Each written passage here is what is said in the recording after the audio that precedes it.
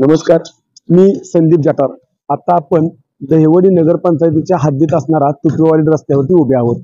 दहिवडीतून तुपेवाडीकडे जाणारा रस्ता केंद्रीय गृहराज्यमंत्री असणारे अजय कुमार मिश्रा यांच्या हस्ते या रस्त्याचं उद्घाटन करण्यात आलं होतं। त्यावेळी त्यांच्यासोबत माजी खासदार रणजितसिंह नाईक निंबाळकर आणि या तालुक्याचे लोकप्रतिनिधी असलेले आमदार जयकुमार गोरे हे सुद्धा उपस्थित होते। आपण पाहू शकता रस्ता व्यवस्थित आहे, मात्र या रस्त्याच्या कडेला असणारी जी साईड पट्टी आहे ती पूर्णपणे एका पावसात वाहून गेलेली आहे।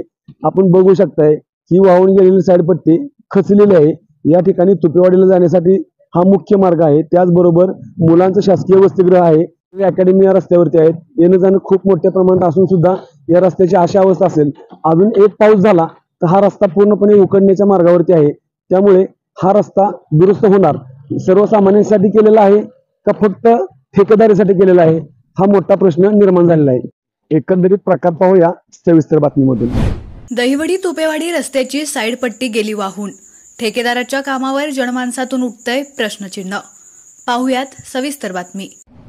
गेल्या 6 महिन्यांपासून माजी केंद्रीय गृहराज्यमंत्री अजय कुमार मिश्रा यांनी दहिवडी तुपेवाडी रोडच्या कामाचा शुभारंभ केला होता।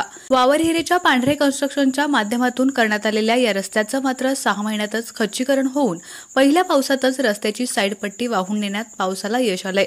त्यामुळे ठेकेदाराच्या कामावर जनमानसातून प्रश्नचिन्ह उपस्थित केलं जातंय। दहिवडी वडूज रस्त्याला समांतर असलेल्या दहिवडी तुपेवाडी रोडला रिलायन्स पंपाच्या अलीकडच्या बाजूस असलेली साईडपट्टी यावर्षी मृग नक्षत्रात झालेल्या पहिल्याच पावसात खचून गेली। साईडपट्टीची बरीच माती पावसामुळे वाहून गेल्यानं ठेकेदारानं हे काम चांगल्या पद्धतीनं केलं नव्हतं का, असा सवाल लोकांमधून उपस्थित होऊ लागलाय। सदर रस्त्याच्या साईडपट्टीची तात्काळ डागडुजी न केल्यास आगामी पावसामुळे रस्ता देखील खचून जाऊन रस्त्याची पूर्णपणे दुर्दशा होऊ शकते। त्यामुळे या रस्त्याच्या साईडपट्टी दुरुस्ती करण्यात यावी। तसेच तुपेवाडीजवळ डांबरी रस्त्याला पडलेले खड्डे आणि उखरलेल्या खडीमुळे रस्त्याची झालेली दुर्दशा सुधारून रस्ता पूर्ववत आणि चांगल्या दर्जाचा करण्याची मागणी स्थानिक लोकांमधून करण्यात येते। दहिवडी तुपेवाडी रोडवरून फिनिक्स अकॅडमीतील विद्यार्थी, डॉक्टर बाबासाहेब आंबेडकर मुलांचे शासकीय वसतिगृहातील रहिवासी विद्यार्थी यासोबतच तुपेवाडी गावातील ग्रामस्थ आणि रस्त्याच्या उत्तर बाजूकडील इमारतीत राहणारे नागरिक मोठ्या प्रमाणावर ये-जा करत असतात।